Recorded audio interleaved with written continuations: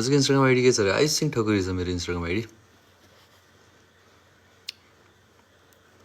एउटा गाना जाओस् न त रे। गाना यार, गाना गाउनै छोडेको कति भइसक्यो यार आजकल। एउटा लाग्छ गाना गाउनु, न रियाज छ न केही छ। त्यही पनि कुन चाहिँ म सिङ्गर हो र यार। हल्का फुल्का त गाना त गाउनु पाइहाल्छ नि। यत्रो एउटा गाउनु पाइहाल्छ नि। यत्रो एउटा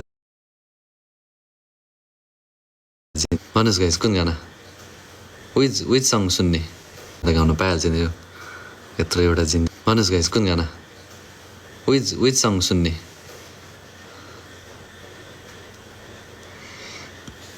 मैले त भेटिनँ हजुरको इन्स्टाग्राम। मेरो यहीँ लिङ्क छ, यता माथि प्रोफाइल जानुहोस् त।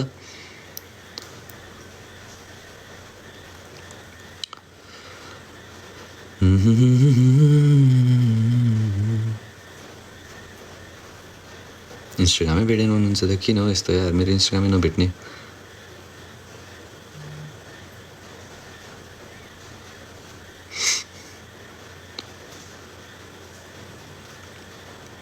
तिम्रो मुस्कान, यो छ मेरो इन्स्टाग्रामको नाम। न विनोद कुमार सिंह पनि लेख्दा हुन्छ, ब्लुटिक छ, यसो आयुष सिंह ठकुरी पनि छ नाम, सर्च गरेर हेर्नु होला नि है त।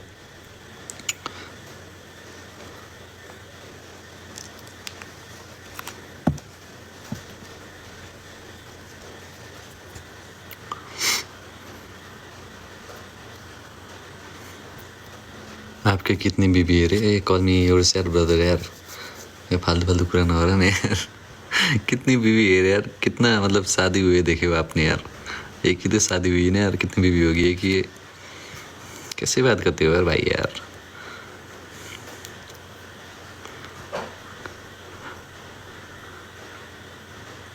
त्यो बादल पारी सङ प्लिज रे। त्यो बादल पारी कुन हो र? त्यो बादल पारी, बादल पारी भनेको गाना। फेसबुक आइडी नाम के छ? फेसबुकमा मेरो त्यही छ, विनोद कुमार सिंह छ नाम।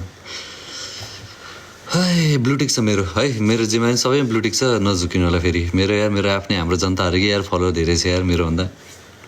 कसैको 8 लाख छ फेसबुकमा, कसैको 9 लाख छ, कसैको 7 लाख, 4 लाख, 2 लाख। मेरो बिचरा 70,000 पनि छैन होला फेसबुकमा। ठिकै छ, आफ्नो मान्छेहरूको छ, त्यही हो, मिसयुज नगरोस्।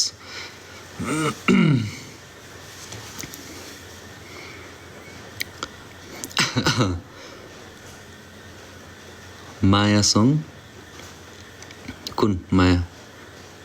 ठ्याक्कै एक्ज्याक्ट भन्नु कि एउटा लाइन भन्नुहोस् न यार, एउटा टक्क लाइन भन्नुहोस् त, मलाई म ठ्याक्क अनि गाउन सक्छु। ठ्याक्कै एक्ज्याक्ट लाइन माया भनेको कुन हो?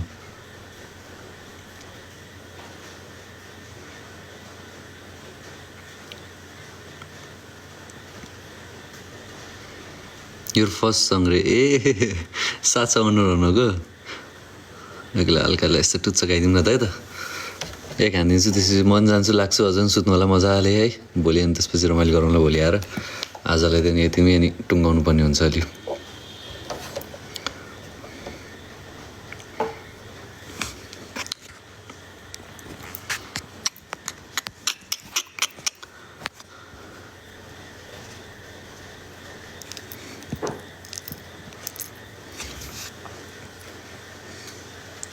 गिटार छैन अहिले, गिटार अब भोलि ल्याउँला। मैले अब लाइभ लागि नि एउटा सेटअप बनाउनु सोचिरहेको छु घरमा होइन, किनकि लिभिङ रुममा गरेर हुँदैन कि। एउटा आफ्नो टक्क लाइभवाला रुम भएपछि टक्क भाइब पनि त्यही अनुसार हुन्छ, त्यही अनुसारको भाइब बनाउनु पर्ने हुन्छ लिभिङ रुममा, मतलब अर्को रुममा। माथि एउटा हाम्रो स्टुडियो रुम खाली छ, त्यो रुममा म यसो लाइभ बस्नेवाला पहिला जस्तै भाइबी मुडवाला खतरनाक बनाम सोचिरहेको छु। के छ हजुरको विचार? मेरो पहिलाको त्यो कृष्णको ऊ छ त, मेरो पछाडिको ब्याकड्रप मैले अझै राखेको छु माथि।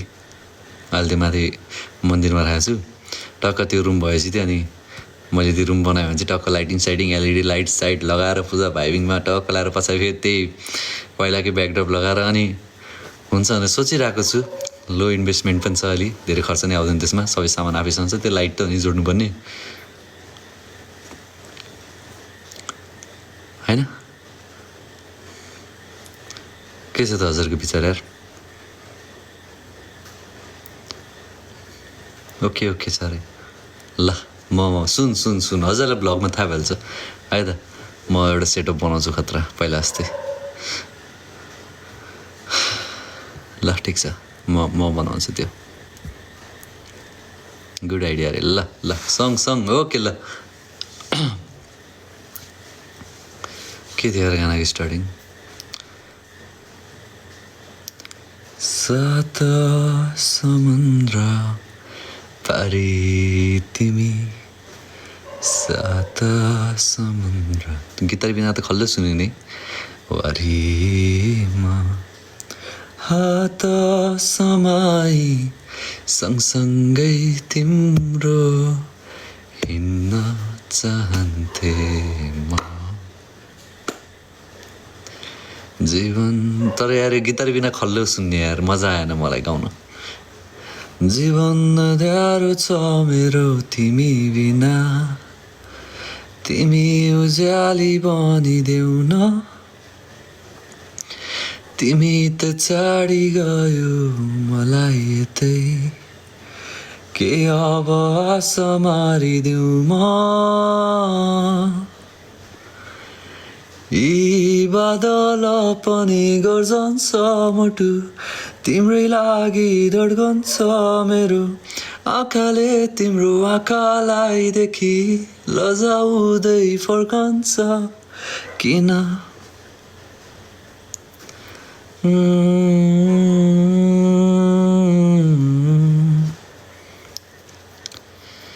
यो गिटारमा हान्न मजा आउँछ कि यतिकै हान्न मजा आउँदैन यो र यतिकै।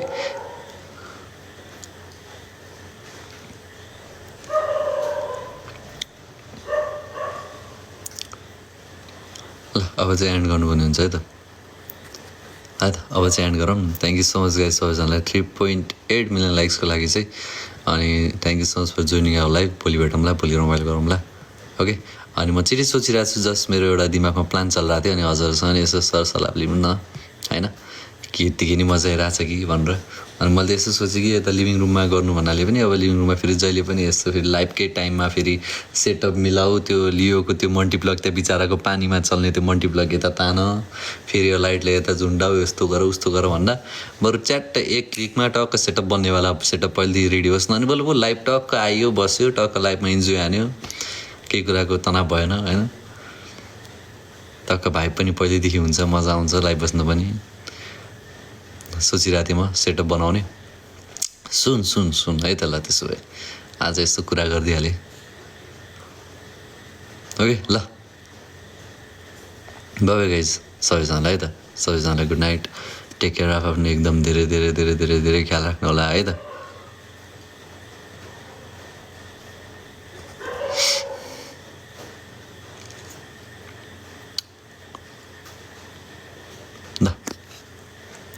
By guys good night, love you all so much, take care of आफ्नो ख्याल राख्नु होला। भोलि भेटौँला है त। ल bye bye bye, good night. Thank you so much for joining and thank you so much for loving. Bye. हजुरहरूको अमूल्य समयको लागि धन्यवाद। आजको लागि यति नै गरौँ। आज म यति समाप्त गर्न जाँदैछु। भोलि भेटौँला, भोलि रमाइलो गरौँला। भोलि खानपिन गरेर रेडी भएर बस्नु होला आइस भाइको लाइभको लागि। ओके ल till then bye bye, good night, take care, sayonara, hasta la vista, bye bye, take care, tata, शुभरात्रि।